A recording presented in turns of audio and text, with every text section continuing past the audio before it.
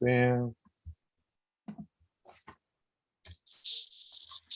Yo, what's up? This is Splendid Radio with PharcydeTV. My co-host Jeremy Scipio had to hit a stage tonight. You know what I'm saying? He's doing his thing, but he's here in spirit. But I have a very talented LA artist by the name of Young LA who tapped in with me. You know what I'm saying? He reminds me, it's a trip. He reminds me of MCs that I would see while doing bus tours and going city to city, and you got these cats that just like, man, you can't refute them before you even get to the music. You can't refute them based on their work ethic. You know what I'm saying? like man, you'd have to be cold. You have to be real cold to refute them. The cat that shows up early, that stays late, that does what he has to do, and by that work ethic, Young LA has, he's opened up for all your favorite rappers. You know what I'm saying? All your favorite rappers, or a majority of the hot rappers right now. We'll say that the majority. No, we'll say all of them. We're gonna say all of them. All of them. That's right. So it's been a minute. You know what I'm saying? Last time we got on with you, you came into at store 2 for 2, and we did that thing. And I always talk about the positive things that kind of like the far side, kind of like with relationships and things, how I kind of got married into situations.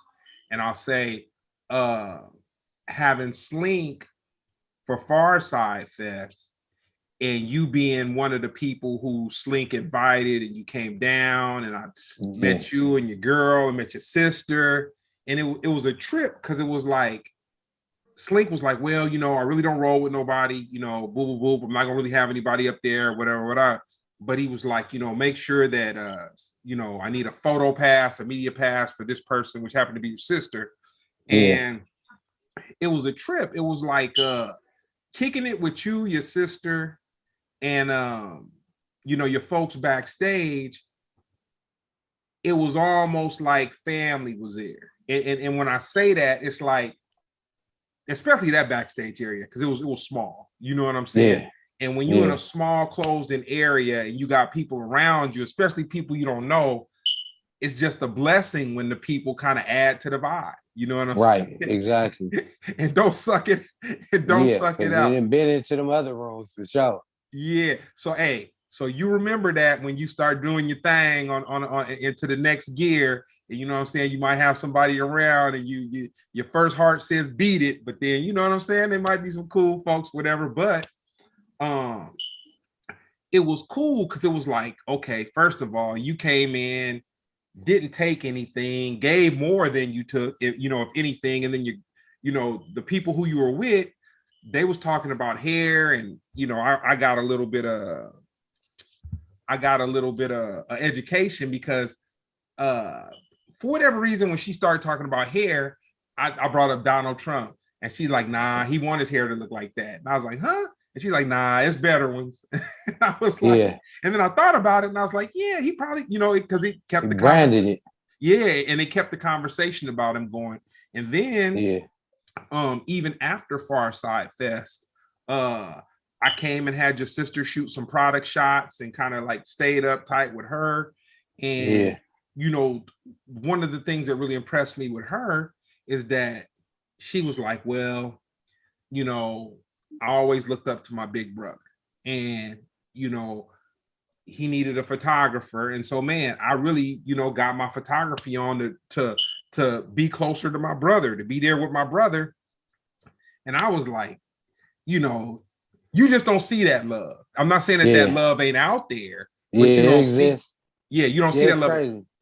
It's crazy because my sister really that's the true story about it, and she tell a lot of people, and they always be tripped out about that. But my pops died early, so I basically raised my sister. So a lot of people don't know that about it. So with that twist to it, she looked at me like a big bro, and she looked at me at like a lot of different things as well because of our situation. You know what I mean? So I just do it well, and but like I never kept her around me a lot.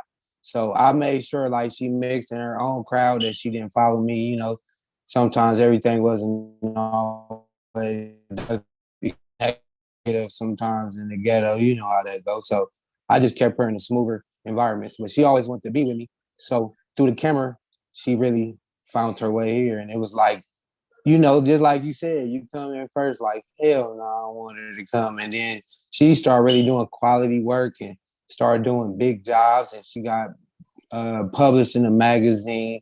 And she was just doing so much stuff where it was like, at the point where people stopped even saying, is that my sister? They start saying Milky Media. Hey, you know who Milky? And I'm just like, that's what's up. Cause she really did that. That wasn't, that's all her. She really threw, I didn't really give her, people be thinking that I just threw her in all these spots. In reality, I was really trying to tell her like, no, don't you want to be a nurse? Ain't you? And giving her that. And she really and fully stepped into photography. She really don't even nurse no more. She quit that and she all the way in now. So looking at that transformation, she really stepped it all the way into it. She had a studio, but she just do so much that I can't even knock her. Yeah, and I'll say, and I met the mother, man, the whole family, and the niece. You know what I'm saying? Y'all some real cool folks, man. Y'all. So real...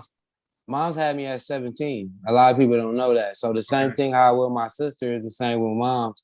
Because basically by the time my pops died, I was about 12 and my mom was only barely just now turning, 30. Mm-hmm. So she was young still, usually people didn't experience a lot. So she was growing up while she had us because basically 17, 18, we grew up all together. So by the time she barely just started really living basically. So 40, she's getting it going and I'm getting it going. So we all got it going at the same time, basically. You know what I mean? And I've been hustling like this ever since that, I felt like when he passed away, I had a choice to still go to research and act like I don't know what's going on or start being more, like a man and start trying to hustle and ask her that question, what's bothering you? You know what I mean? Because you can act like you don't see it. A lot of dudes do, but in reality, some people don't. That's where the hustle come from. We come from the seeing struggle, seeing stress. You know what I mean? So fast forward, now I can't not do it. I've been doing it so long. I'm low key. I work 18 hours a day standing up nonstop, and I don't got no boss. So I do this on my own. So now I'm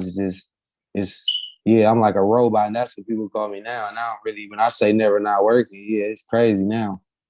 Yeah, no, we gonna get into some of the hustles too. We definitely gonna get us, and then I was blessed enough to kind of, I've been to one of your tilts, you know what I'm saying, and been brought into the surround, and it all makes sense. You know what I'm saying? It all makes sense. You got to come check me out now. We got a new spot. I got two spots, one upstairs where we got the apartment, and then downstairs we got a barber shop. I got the clothing store. I'm in the studio right now, and other things. I sell the car. Yeah, we can get into it. We gonna man. For sure. Yeah, we gonna get into it. But we gonna hop into the interview. Where were you the first time you heard hip hop, and what was the song? Damn, that's crazy because honestly, the first song that I remember me really liking back in the day was The Brat and JD. You make me feel old as dust, man. Old as a. I ain't gonna. It's crazy because if I tell this to a younger kid that's listening to Black and Black, they say the same thing. But yeah, in reality, to me, I would say really The Brat and JD. Ta-da, big baby. So lay back and listen while you. Yeah, I can remember. Me and my cousin Kamisha, we really had to put the, how you put the right down each line so we can low key figure out how to, finish the bars. Yeah, that's dope. That's dope. Did you ever think hip hop would be this large? Nah, I thought hip hop was like a fad. You know how a lot of fads is, they come in and they go out. I ain't gonna lie, I thought hip hop was gonna fad out, but it's really the culture now. Yeah. No, I definitely when I saw kind of hip hop evolve, I knew that it was something that made me feel a certain way, like something that kind of I mean, to this day, you know what I'm saying? To this day, I can go and on the weekends, I'll make myself listen to one album front to finish. I got to. I because I feel like the culture of listening to music right now is just like single, popcorn, hamburger, drive through. You gotta take it back to the restaurants, man. I'm still, it's like a whole steak plate. And then in this world right now, they eat baby food. So if you try to put somebody eating baby food on a 5-course meal, they're gonna tell you, nah, they don't want that. But that's where it's at. Like me and you know, it's all about pressing play and really falling up into that album, letting it take you. Yeah, I don't knock people with the singles because, like I said, I came up when it was no internet. It was when it first started. It was you got to go hand in hand and know what you're doing. Mm-hmm. So when somebody said we got to do the internet, and you got to be Spotify and all of that, that sounded like that was gonna be a fad. But fast forward, look at it now. That's actually the whole wave. So I don't knock nothing. I try to whether I don't like it or I indulge in it or not. I always try to, figure out why somebody else like it and respect their views. It was interesting because we Brown and I had a homegirl named Rosalind, and like we were probably like the fourth group that they ushered into MySpace to when they before it became this thing of just a bunch of music, a bunch of stuff, going on in the internet. Rosalind called us up and she was like, well, I had the Black Eyed Peas come through this week and Be Real came through and you guys got to come here and you got to, you got to see it and blah, blah, blah, blah, blah, blah. So we go to this office space. I want to say it might've been over there across from the Fox Hills Mall where they have all that media stuff and all that stuff over there. But went up to this office and I just remember they had so many employees walking around. And this wasn't the MySpace, like the blown up MySpace. This, like I said, we were like the fourth music group that they kind of ushered in to have a conversation and see, what was up. Put it this way, I had no idea that like those people in there were going to be millionaires. Like I can remember we went to Hawaii. We were in Hawaii. No, it wasn't Hawaii. It was Magic Show. Did they have like a shabby office? Nah. Like something like that. It was a nice office already. It was just very communal. No, I'm guessing. I'm hitting at the fact of why you say you didn't think they'd be millionaires. Because it was the office space was very communal. It wasn't like separate offices. Which like you that. Mean? Like, okay, so like it wasn't like no bunch cubicles of it wasn't a bunch of closed. Like it almost not. That's like a real office, basically. It's not. It wasn't even like a real office. That's exactly. Yeah, it was just a bunch of people moving around. Because in our head, when you see cubicles, you don't think you think it got to be So it almost looked like unorganized, almost. Yeah, basically, you're looking at it like, then they unorganized or something. Yeah, and a matter of fact, the girl who, like, it probably was in a shared space, because I remember the girl that was answering the phone or who would tell you where to go, she also worked for some other stuff that was up there. But anyway, I say all that to say that music has evolved. Oh, where I cut you off at, you said Magic Show convention. I didn't mean to mess you up. No, cool. So we were out there at the Magic Show, and the owner was out there, and me, man, I was just like I was kind of, well, I wasn't green, but I had been doing it for maybe about 5 or 6 years or so, something like that. But we were all at the bar. So I was like, oh man, I'm gonna get this dude a drink. You know what I'm saying? So, I'm ready to pull out whatever I had in my pocket to just do whatever. And he's like, oh man, I'm having what you're having. Right. And then I said, well, I'm gonna get some cognac. And he was like, nah. And he was like, this particular owner, he was an Indian cat. And he was like, nah, I'll just have a Heineken. And I just remember being blown back, and I'm like, damn, this dude is like, well, I knew he was a millionaire, like even without all the look. He didn't look it, but just the way that technology was Right. working and kind of how MySpace had, because it was very new though. Like this probably was like 2004, maybe 2003. You know what I'm saying? 2003. It wasn't like what Facebook or Instagram and like all that stuff is. So anyway, back into the whole situation. Yeah, it was like when Oh, go ahead. I'm sorry. No, I was about to say it was like when it was just taking off. When people wasn't even logged on. They probably didn't even have a million. Yeah, no, it was very young. So what city did you grow up in? The name Young LA, I grew up all over LA County. So I didn't live in Compton, Gardena. I lived in South Central over a different couple spots. I lived in Inglewood, Hawthorne. I didn't live in Hollywood. I didn't live in Orange County. So that's pretty much why I got the name Young LA, because me growing up, it was a lot like just us. Like I said, we would grow up. They be getting better spots, getting better jobs up. Like, you feel me? So say we started in LA and we moved to like Watts, and then we moved to Norwalk. You know what I'm saying? Then my dad passed, so we ended up moving back to LA, and then, you know, getting it back going. We had move back up, say moms get a good job and get it back going. And then so we start moving back up. Then say something happened, we end up moving back. So it was some stuff like that where we was just moving around. Then say we get into an age where I'm getting to high school. All right, let's try to move you somewhere to where it's a better high school at. Then we be living there and then end up moving back. So it was like a whole lot of that going on. But with me saying that is a lot of people felt like I grew up with them because I didn't went to middle schools with certain people. I didn't live with people and they stay there for 3 or 4 years.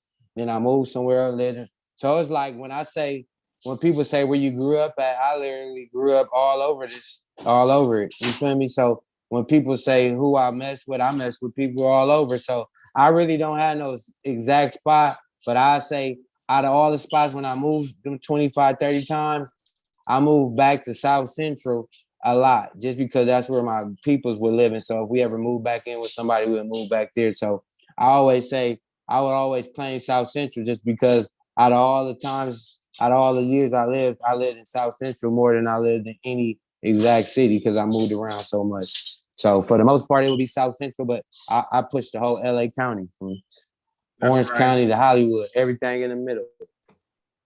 So what was the soundtrack to your junior high? What music was cracking? I remember Mace being out. You remember? I remember like you said junior high now. You know what I'm talking about? No. Still making me feel like an old man. But yeah, I mean, I could guess. I remember Usher being out. Yeah. Caution. You know what I mean? It was like the beginning era, like Crisscross. That was one of my favorite songs in middle school. Jump. Okay. You feel me? I low-key played that song out. Back in the day, it was more of those songs. So I grew up on that type of vibe. It was super hip-hop, just really hip-hop. It wasn't too much of nothing back then. Just straight dancing and vibes, and a lot of colors. And it was dope back growing up in the 90s. So I say that for sure. That was probably, to me, probably the golden year of hip-hop to me. I don't know what you would say. Maybe it'd be 80s when it was started, but I just know in the 90s, it was different because everybody was just happy making good music. It was just so many different type of artists, different type of videos. That's when niggas was having $1 million video budgets. You know what I mean? It was Hate Me Now video. That was all in the 90s. So when we start getting to, 2000, that's probably when the beef added into it and a lot of other stuff. But yeah, it was just good vibes. Skating ring. I remember Mariah Carey, ODB, feel me? Fugees. That's middle school though. You feel me? So we was definitely though. Yeah, I was all that. We was listening to all that. You had a cool middle school. Right now, man, I gotta shout out the chat, man. We got Ben Frank. He's been with us. He stays strong. We got Ninja Spy. We got OG Bowden 20 Radio that just dropped a little ducats on the situation. And we appreciate all you guys just giving us the time of day. So when you get to high school, what did you think was going to be your path after you finished high school? Honestly, I wanted to be an accountant. I was real good at math. That was always my go-to subject. Me just looking into jobs that was good at math. Everybody was say accountant. You crunch numbers all day. You just do math all day. So as I start talking to accountants, though, I realized that was like a boring job because you'd be in a room all day with papers. And then like the top job for the accountants would be like the IRS people too. Mm-hmm. But yeah, I wanted to be an accountant coming out of high school, to be honest. That's what I thought I was gonna be. So when did you decide to take rapping seriously? I had already been rapping. I had already, so I feel like anybody can rap. So when we say rap, you talk about the level when you get to an artist, it takes time. But I was rapping in high school already. We had already low key took off and got into a big group that a lot of people don't remember now because it was so far back. But the people that we was signed to had put out the Relatives. And they had back when they had first dropped and they had a big buzz in the streets. My boy Pops had put them out. So when we had started rapping, his son was rapping with us. He had took us in and we started rapping underneath them. But we was recording. So when I was fresh out of high school, 18, I was recording at Can-Am Studios with Dre and Tupac and then recording, in Encino. So we came from, like you said, from being rappers to being fully damn near own, but we were still treating it like rappers. We didn't, how you supposed to take advantage of situations and just be knocking out hella songs, super marketing. We were still like from the ghetto at that point. So we was just coming to the studio chilling and, so I just felt like somewhere after the accounting, I was going to college. I started doing real estate. I always be doing odd jobs. I'm just a hustler. I always just, doing all of the stuff you got to do to survive. You know what I mean? So I wasn't one of them dudes where they be like, I don't got no job. I had every job. I did everything. So I was always on that type of vibe. But somewhere in there, as I started doing real estate, and just so happened, the market crashed.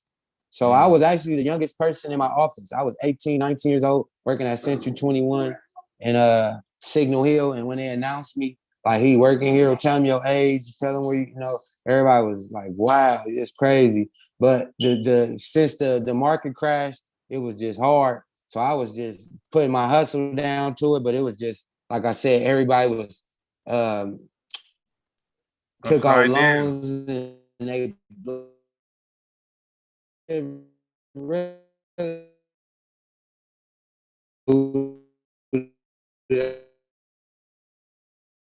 I had been rapping all that time, and then I had started getting sponsored by Yums, and that's around the time where the name error happened because, like I said, Soulja Boy had got signed to Yums, and I had got sponsored by Yums, and I was the only person in LA sponsored by Yums. So as it was taking off, I was getting a hella juice, and I was on their website, on their MySpace page. Back in the day, that's like how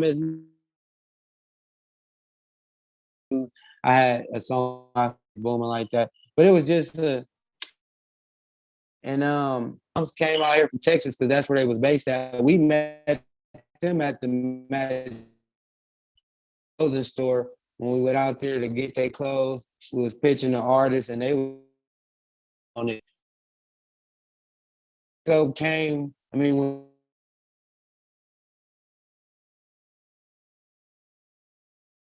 Young LA. So when we got in that office, they was really talking about me when they were saying Young LA. But they had the other dude up there getting like a deal because of T.I. and the song he had the remix for. His name was Young Lay. And he just started saying his name was Young LA since they was already talking about him and tried to eat my buzz. And, that's how that all spent. So around that time, I realized like, nigga, I gotta get cracking.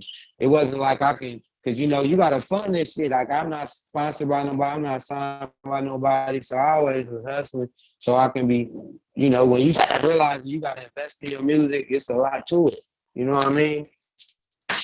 So I was definitely putting all my all in the music. And when like I said, I was doing open houses and it was basically starting to look like a waste of time, even though I was in maybe that's probably one of the biggest businesses that make millionaires in the world is real estate. But at that time it was ugly. So I low key started going more with the rap. And as I just started booming more, I damn near did one good sale, two good sales with the real estate, and took them chunks of money and just took it back to the hustle. You know what I mean? Yeah. And that's when I really went back full time rapping. And it was, like I said, something with that happening. At that time, I low key only need like one semester to graduate with an AA. And I never finished because it was around the time, like I damn near, I promise you, I said, I'm going to stop rapping for, you know, some of the little open stuff that I need to do in my life. And that's when the Young LA shit happened. I had just had my mixtape hosted by DJ Dents. And everybody know he used to be working at the radio and all that. So he had called me one night and was like, bro, I hosted your mixtape and you didn't got signed to Interscope. You never called me or nothing. And I'm like, hell no, I'm not signed to Interscope. And he looking at the single, the A&I single, like, bro, I got this single in the DJ pool. And this name is spelled the same way as you. He kind of looked like you. This not you?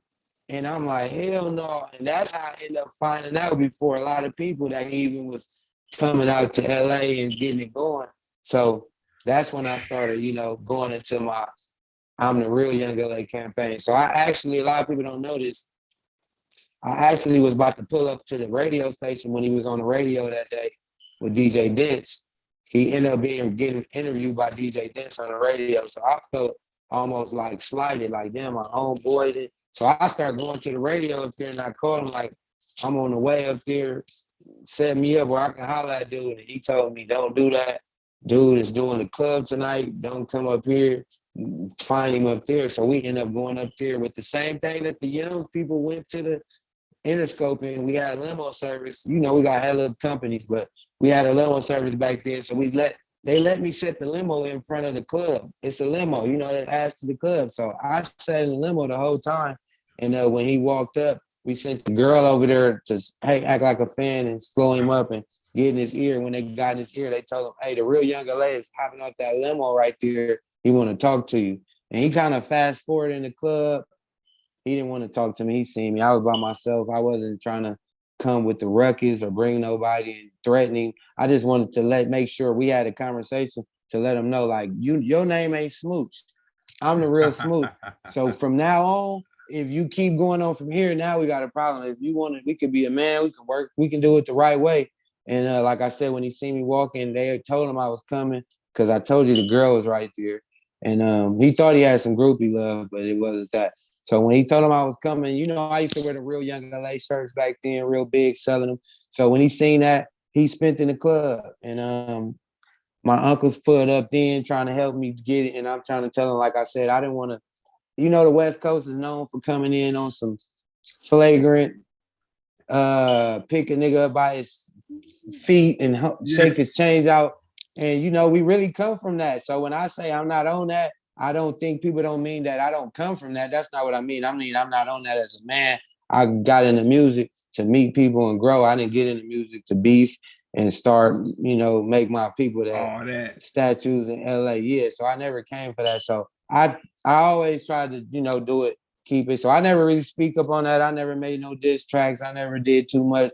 But I always, that's why I put the name The Real Young guys. And whenever we have a conversation, we can let people know. Whenever they say my name, they're going to have to ask, why is he the real and why is people standing behind it? But fast forward now, I don't really put too much energy into him.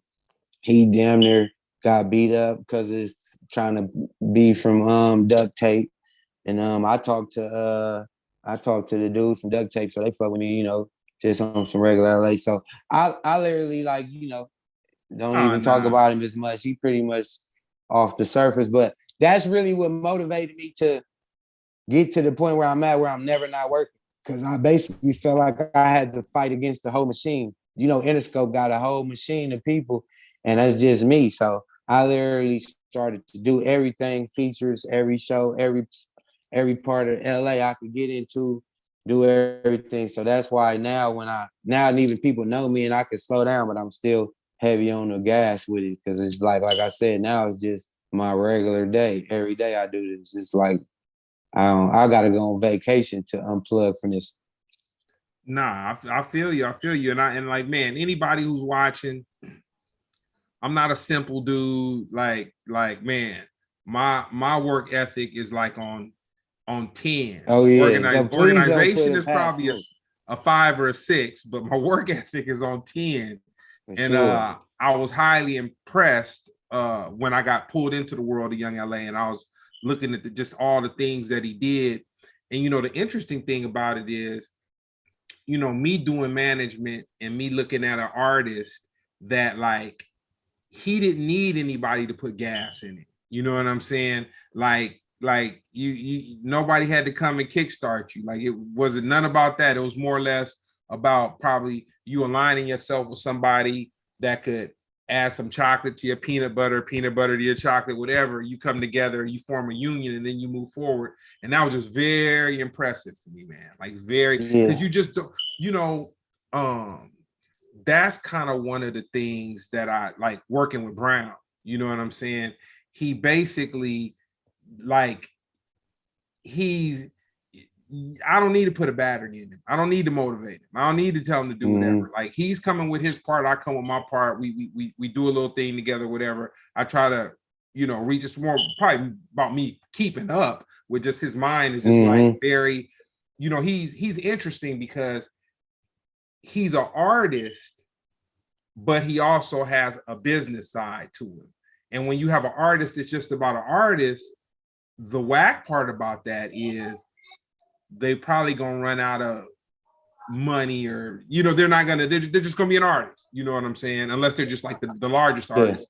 But when you have an artist that has that business side to them, they really see the opportunities in everything, like not wild, not so much wild goose chase type stuff, but they really see like it's not about the opportunity. It's not about the quantity.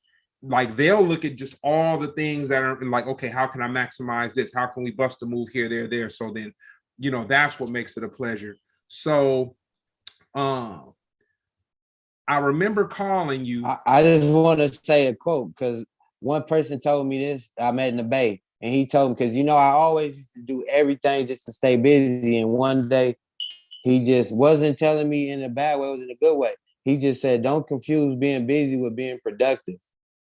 Yeah.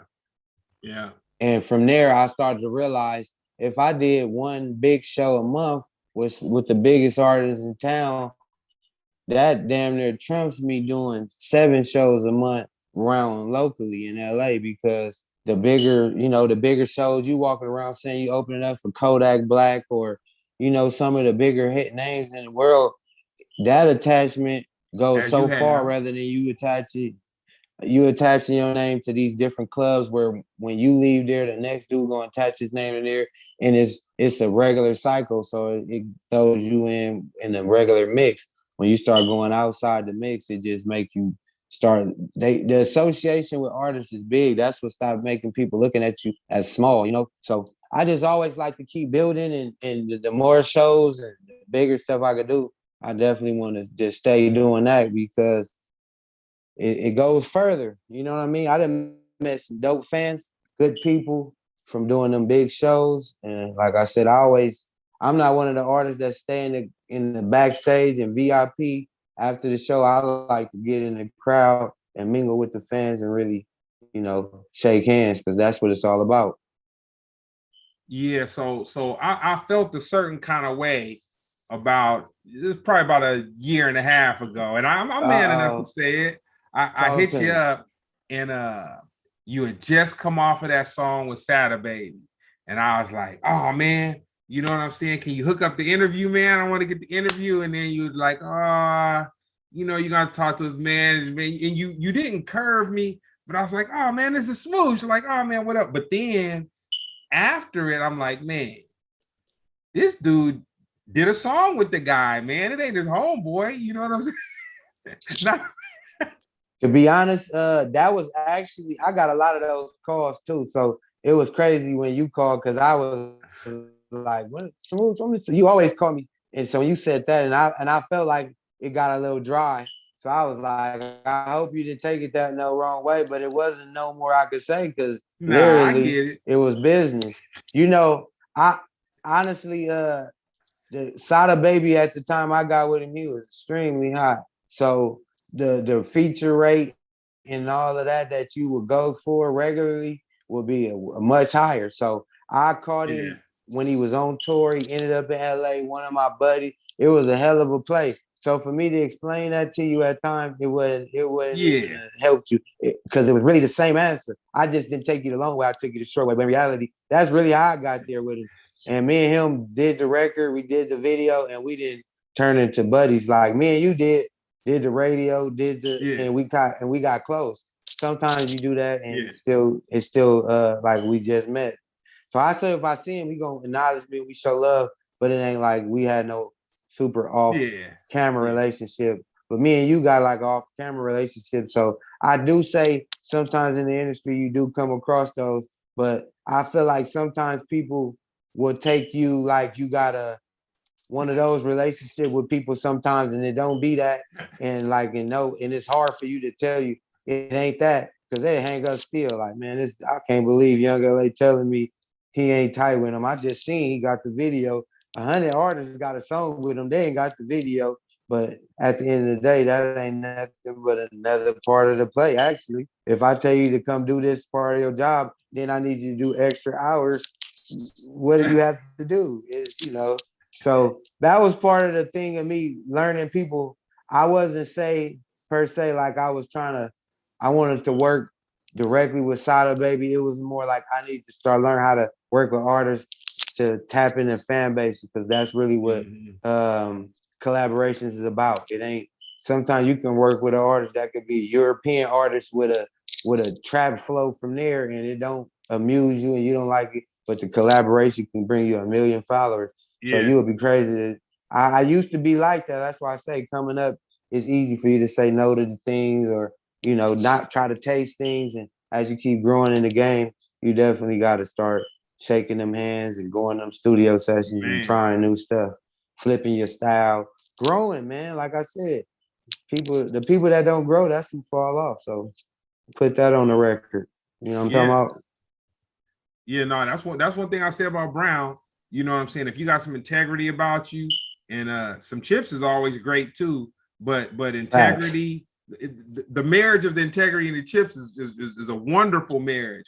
But if you got some integrity about you, he's like, man, if it's something that's really worth it to him, and that's kind of how his Gorilla, situation jumped off. Like, man, we didn't know, like we knew I guess we definitely knew who they were because we had been out to Europe a couple times, and when we were going out, like the album with Dale on it, that video, like every hotel didn't have like super cable TV and all that kind of stuff. So you just had whatever was like the local video channel, and that's kind of how we got to hear something that was somewhat English or whatever. Long story short, man, Danger Mouse asked, Brown went, came back, and it just turned into something that was bigger than it. Like I couldn't have dreamed that it would have, and not to jock the situation and nothing like that, but I couldn't have dreamed that like that song would be something that would, to this day, it still gives him some, some traction. Yeah, the people you work with to me is like in Hip Hop Hall of Fame, and they still living. Yeah. So you got to give them people they flowers because you know how I feel like our culture, they wait till something happens for everybody to just start showing all the super love. And that's why I don't even expect it no more because I realize that. So anybody that's watching, if you want all of your credit and all of the do justice to you, you got to die for that. So to be honest, you really don't want that because you want to stay living. So stop asking for all that credit and all these trophies and kudos because they're going to do that when you're at your funeral. So you don't want that right now. You still living, baby. So Yeah, but I try to make sure I get the flowers to the people because, like I said, you work with some of the hip hop Hall of Famers, man, and they still alive and still hustling, brother, and still vibrant, you know? So it's crazy because, like I said, some of these people, you know, grew up listening to and you get to meet them and you be like, wow, they really who they are. That's one thing in hip hop growing up. You meet people and you'll be sad, like, damn, I really thought I was gonna like this dude and meet him in real life and hate him. Now I don't even listen to their music no more. That's a real hip hop thing. So every so often you fall into them artists that you respected and you really meet them and you respect them even more now. Like, I really fuck with these people now. You feel me? So the people you work with, them are those people, like you said, where the money and the integrity land right in the middle, and it's a perfect mesh from what I see. You know what I mean? Yeah, man. Yeah, man. So now we're gonna go into one of your other hustles, man, which you know, via that hustle, I got to create a little relationship with your boy Nicholas. Nick, you know, he does some stuff that you do. So what made you get into the car hustle? To be honest, I'd probably be dead if I didn't have a car. So let's just say that. It's hard. It's a tough step. Sometimes I moved around LA. So to me, I always was the new guy in every hood because I didn't grow up here. So when I first landed there, everybody been here for how many years they've been here. I just got here. So they looking at me like the new guy. So it's dangerous walking through the streets of LA being the new guy all the time, you know, catching the buses to school, all of that. So one of the things that saved my life is I started driving early. I probably had a car at 15, 16. I knew how to drive since like 13. So I used to be sitting on pillows driving. So I really been going to the auction forever because, like I said, you know, I hustle. So I always bought cars or I go half with my mom, you know, out of respect. Like, I'm not trying to make you buy me a car. I got 1,000, you put 1,000 with me, or I got 15, you know, it was stuff like that, or she'd just add to whatever I got. Like, fuck it, he already got his car. Maybe I'll help you, you know. So it was stuff like that. But you being young, getting a car, you tearing them up, man. I'm crashing. I didn't not put oil, engine blowout. So I had to keep buying cars. And like I said, coming from the ghetto, you wasn't born with money. You didn't have credit. You have to go stack some money and go to the auction. So when I learned one day somebody that loved me, basically, because if somebody didn't love me, I would still be on the outside just going to pay somebody to take me to the auction. But one day somebody that loved me told me, like, bro, you low-key sell more cars than me, and I have the license. Let me plug you with who I got the license from. And ever since then, like I said, I done been going crazy. So it was really my lifestyle. And I, like I said, I preach I preach bosstivity. So one of the boss moves that I learned is don't try to get a car on with a car note until you trying to build your credit, because that's one of the best things you do. Like when I was selling real estate, before somebody had a house, they have a good car note. That's probably the most highest thing they're gonna get in their name that they paying on, that they can have good credit on. So, you know, we gotta buy our cars. We're gonna go end up going to the auction. So I really was going to the auction. I probably have I probably had more cars than anybody, you know. I probably had 20, 30 cars by now too. Feel me? Just flipping cars. I got 5, 6 cars right now. You know what I mean? So that was always my mentality. That was all how my people's move. So we was always on that. So basically the person that loved me told me I can get it. And I've been selling cars. I probably sold, you know, umpteen cars by now. Feel me? So Nice. Well, I want to that's give a just one shout. of my hustles. And like I said, it helped break people from being financial freedom. Because like I said, a lot of people that got jobs that's just getting over paying rent, paying a car note, that car note be that last chunk of money that they could have been using to their dreams or saving for a rainy day. So when you get out a car note, you get a good car from an auction that you can depend on and you straight, you get to say that you need to be paying that yourself that car note money.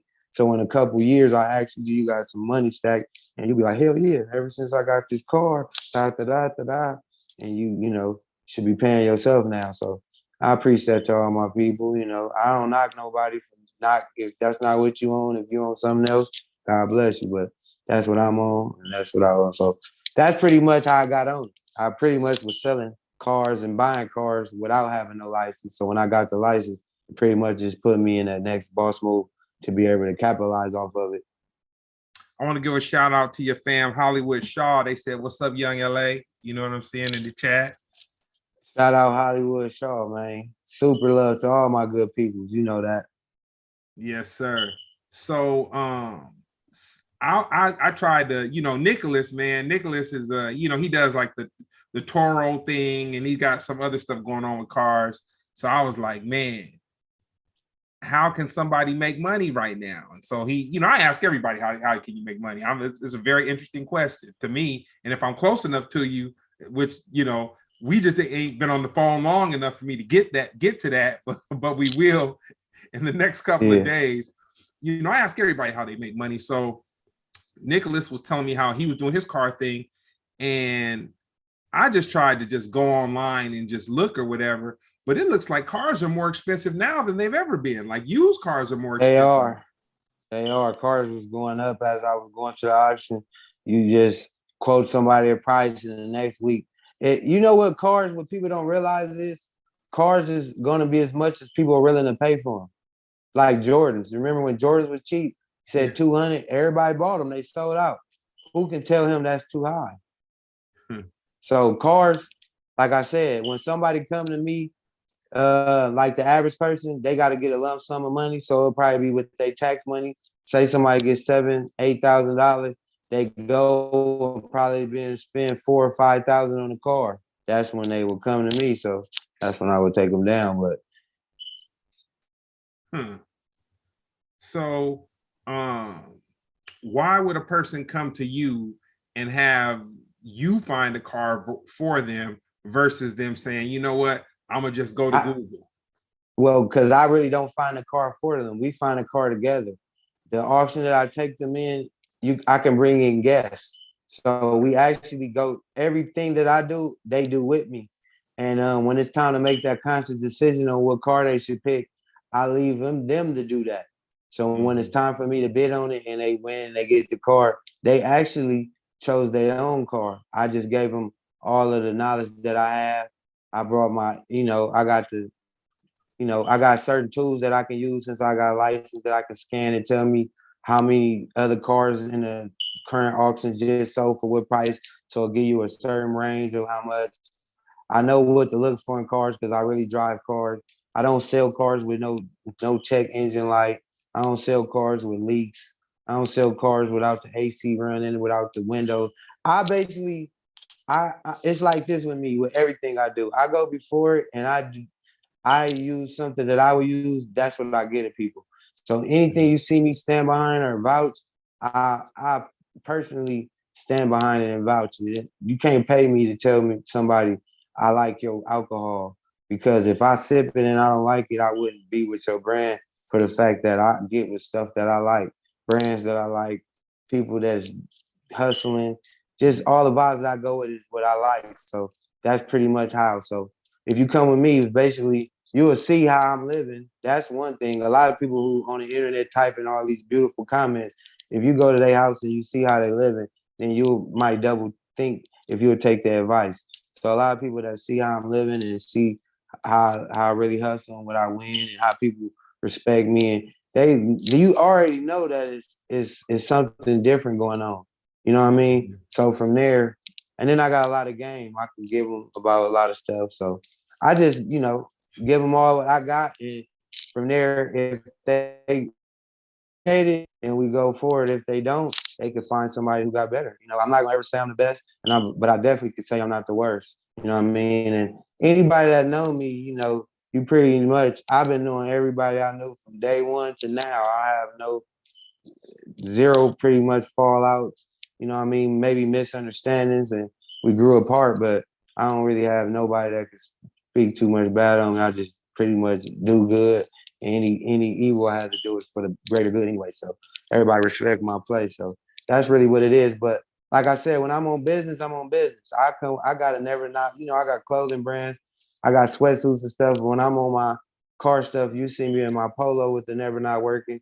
You'll see my check engine light reader. you'll see me with my Mannheim auction thing going, and I'm working. So that's what it is. What's the best advice anybody's ever given you? Don't give up. Be consistent. That's probably what I live by. Consistency beats talent, because talent don't want to work. So whenever people meet me and they see how hard I work, when they really listen to the music and realize, oh damn, the music dope, and this dude's a good dude, it's just like, wow, this is pretty crazy now. And you hustle yourself. Yeah, I tell people like I'm the Birdman and the Lil Wayne, in one person. So it's rare you meet people like that. Most of the time you meet people that got money, they don't know how to rap. They funding the rapper. Or most of the time you meet somebody who rap, they don't got money. So literally, I'm pretty much, That's the I try. world. Yes, sir. Like right now, I'm in my studio. I opened up a studio. So not only do I get to me recording myself saves money, it also I can record other people and make money. So if you ever think about how can you make money off rap, easy question. Buy a studio. Everybody raps, record their session, you make money.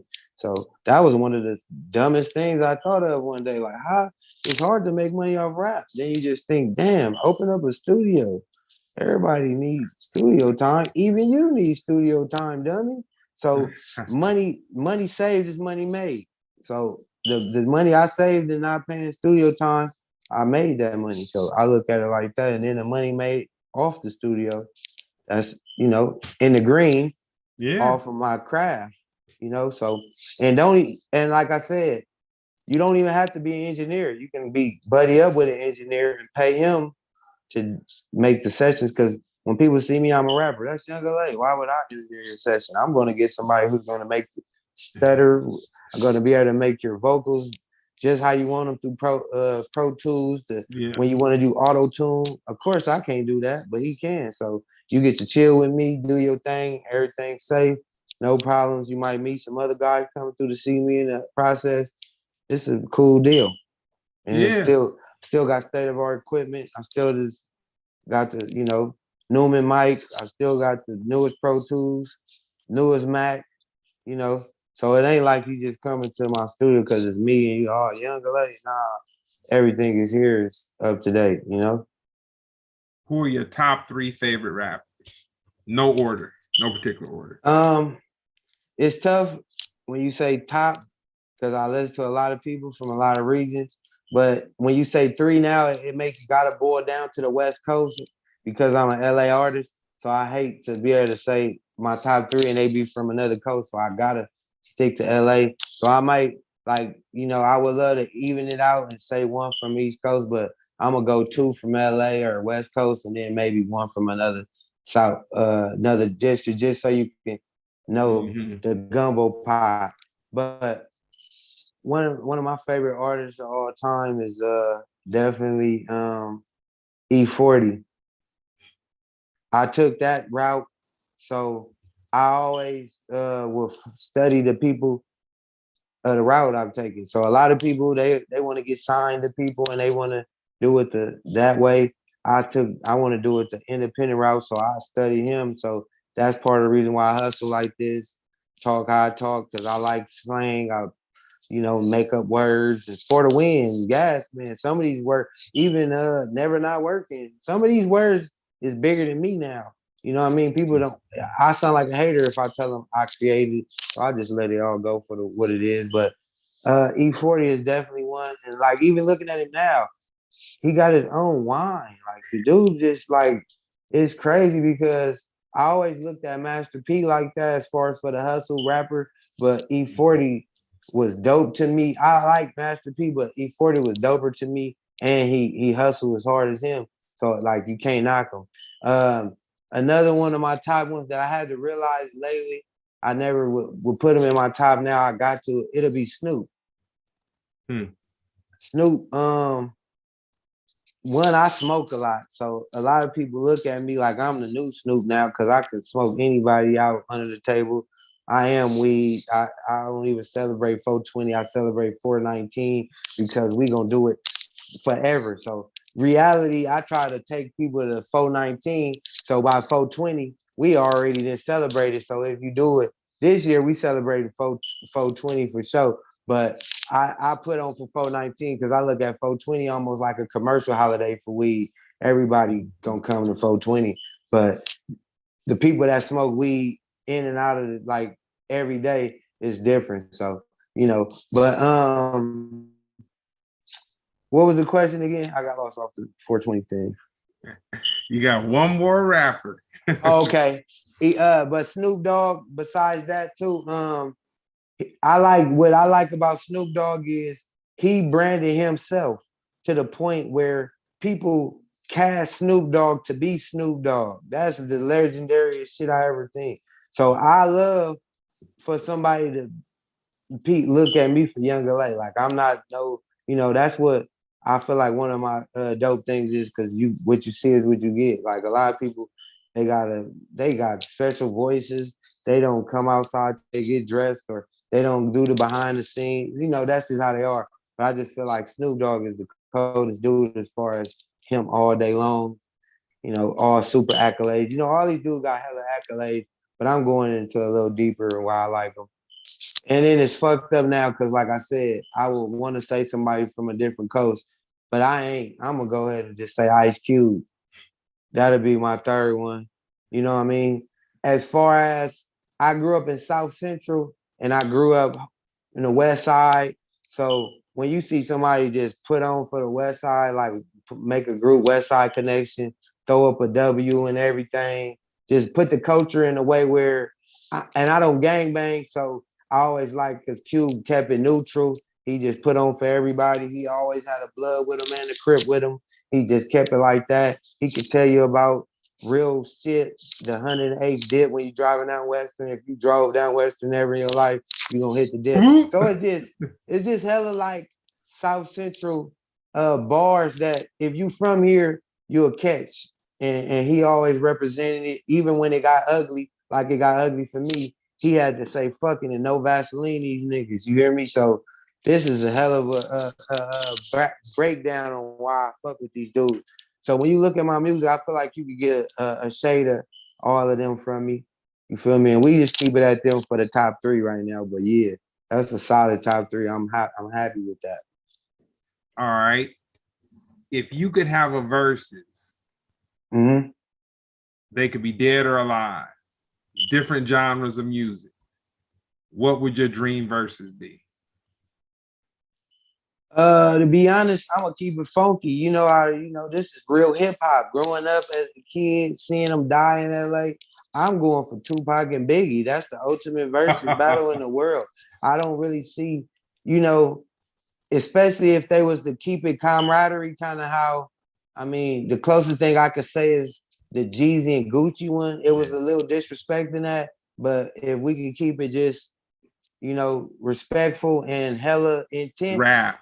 If we just keep it rap. Hella, it's gonna be intense because my squad don't like your squad, but I'm telling everybody we ain't on that. We just, you feel me, getting the music, all music. But yeah, ain't nobody gonna, it ain't no verses bigger than that unless you going Michael Jackson and Prince. Yeah, that ain't rap no more, fool. So yeah, I've done a lot of showcases. You know me, I'm a rapper. I was heavy in the showcases. One thing I stopped doing is try to go in the showcase to get singers. It's too hard, bro. Somebody can sing A Ribbon in the Sky and your rap song's supposed to beat that. That's out. So, you feel me? I salute to Michael Jackson and Prince and all those greats, but I still pick Tupac and Biggie just for my vibe, my grittiness, my gutterness, with a nice slash of hip hop still. You feel me? If the ratio is together as far as rap to hip hop, Tupac and Biggie is those guys as far as they were still street dudes, but they can give you a song and make you cry about your mama at the same time. So, yeah, that part. Well, we down to the last question, man. I feel we next time when you drop your next project, we're gonna bring you back because I didn't even get to touch on a lot of stuff I wanted to touch on. But with this last question, well, before we get to the question, broadcasting live out now. We ain't gonna go too much into it. It's everywhere music is streaming. Type in The Real Young LA broadcasting live. Digest that whole project. We was talking about earlier about steaks and the difference between steaks and hamburgers, and that's a steak, man. Go ahead and press play. It's 13 tracks, 30 minutes. Smoke you one, take a sip. By the time it's over, you're gonna love it. You know. So fast forward, we got to do the drop, man. Yeah, drop that last question, man. You got some great questions too, by the way. That's right. Now we gonna come back. We definitely gonna bring you back before the end of the year. So with you being out at the Novo and just doing these, like, 2,000, 3,000, 4,000, 5,000 person, these shows, after COVID and whatnot. How was it for you the first time that you came to the Novo to do a show where there was a couple thousand people and COVID was just still going crazy? And what was your Okay, so you saying the first time I did a show, or are you talking about the first time I did a show after COVID? After we were quarantined. Okay, to be honest, them was some of the dopest shows. I say that for the fact because you know how people go. LA is one of the crowds. We got the coolest niggas in the world out here. So when you say put your hands up, we not the put your hands up crowd. I swear, when the shows was coming in quarantine, you had no outlet. So when the niggas say put your hands up, they was putting their hands up.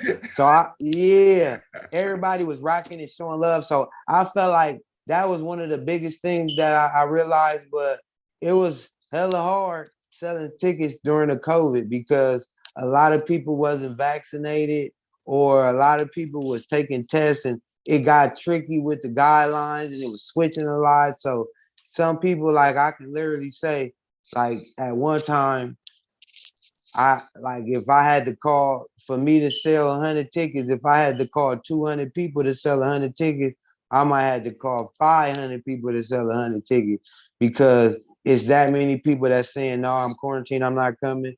Some people, oh, no, I don't have this. Or some people, how many people? That's too many. It was just too many disqualifications that people was using to get out. Or even people, I wouldn't even call you if I knew you had a newborn because you don't need to come with me, then go back around your baby. So it was just hella different, I say, obstacles during that time too. But when you finally made it through there, it was a hell of a show because people was ready to turn up. It was like somebody went out in 6 months. You'll be like, hey, how you doing? You say, hey, you talking to people, hey, you want a drink? I got it, it's on the house. You ain't spent no money in 6 months. Like they had hella outfits ready to wear. It was just different. It was almost like the first day of school almost. Yeah, nah, that's tight. I always feel like that at a show, but I feel like my fans was like they was laying their outfits, Instagramming what they was wearing, like they was performing. Like it was dope though. I like now when we get back into regular life, we get back to regular life. But at one time it was like everything was, it was almost like I say somebody who just got out of jail where they just like, let me sit at the park and just observe the birds. And somebody who live here, they like, man, what are you doing looking at them ducks? And he like, bro, leave me alone. I'm vibing. That's how it was to be back at the show. Just to buy something from the bar. Like, you ain't been to no bar in so long. Just to, hey, let me get a Hennessy and Red Bull. You ain't bought no drink in too long. You ain't even really got drunk. Like, who gets drunk at the house? It's weird to just get beat. That's damn near alcoholic. So I take a sip, but you're not gonna get super tipsy and fun loaded like you would be when you were at the club. How did I get home last night? You're never gonna get that drunk at the house. You know what I mean? So it was fun just to get back into the mode of being damn near like a human. Shit, I don't even know what to say. Shit. You want to hear something crazy? Talk to me. I'm not a human. I still ain't experienced all that. I ain't walked up to a bar and had a drink and just. I'm not gonna lie. I still look. I have people. I had to explain to people why the metaverse is even possible because they like, bro, why would I go do that if, bro, some people are not coming out they square no more. And they'll do a Zoom meeting, like you said. Now that you said Zoom meeting, it makes sense. I got partners who won't never come to the house for we can session up to have a blunt together, but they FaceTime me every time they roll a blunt. Hey, I just rolled a blunt. Roll a blunt, young, so we can talk and smoke. And I'm like, bro, this is where we made it. So I can imagine if we could put on some 3D goggles and he could tell me to meet him at a golf course in Meta World, we would do it because he's not gonna pull up no more. He got newborns and he just really all girls in his house. He really trying to be that man to respect his boundaries and be like that.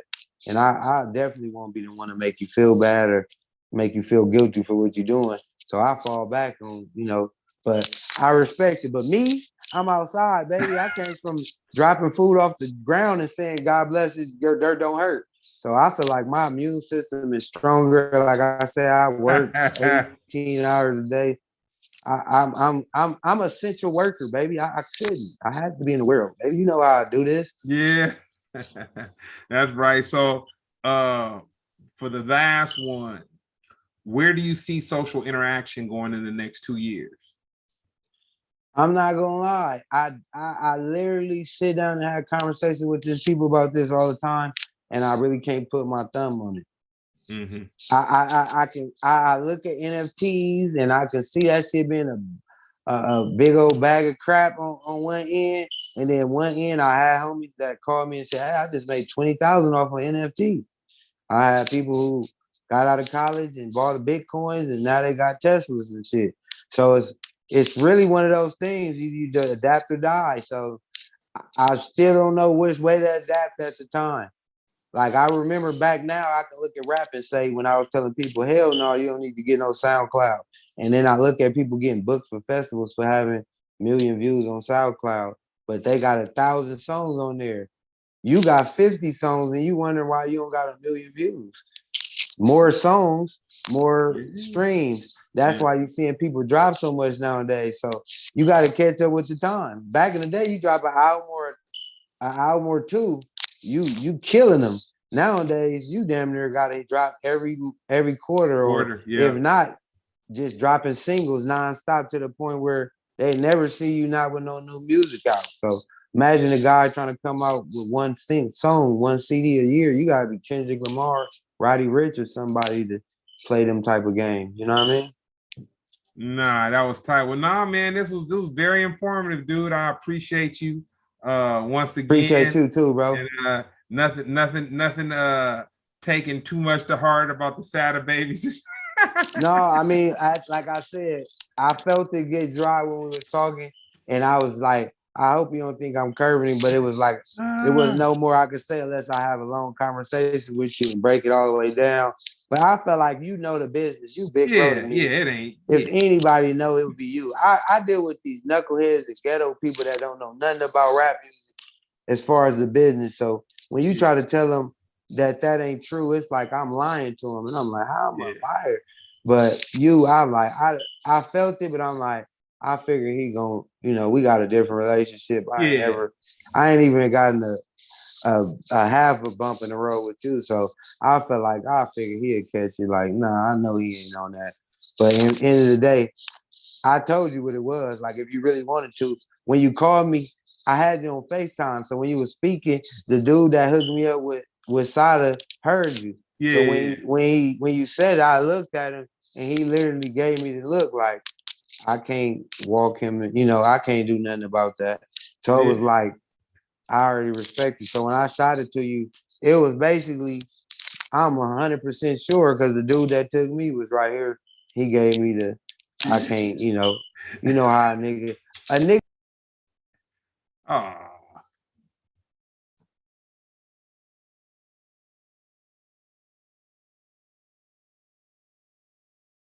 Is that the dramatic ending? Well, yo, what's up, y'all? I want to thank y'all for tuning in. That's been Splendid Radio on PharcydeTV with Young LA. Seems like he ran into a little technical difficulty. Thank you guys for tuning in. I want to give a shout out to Hollywood Shaw and Ben Frank. I appreciate y'all being in the chat. Peace.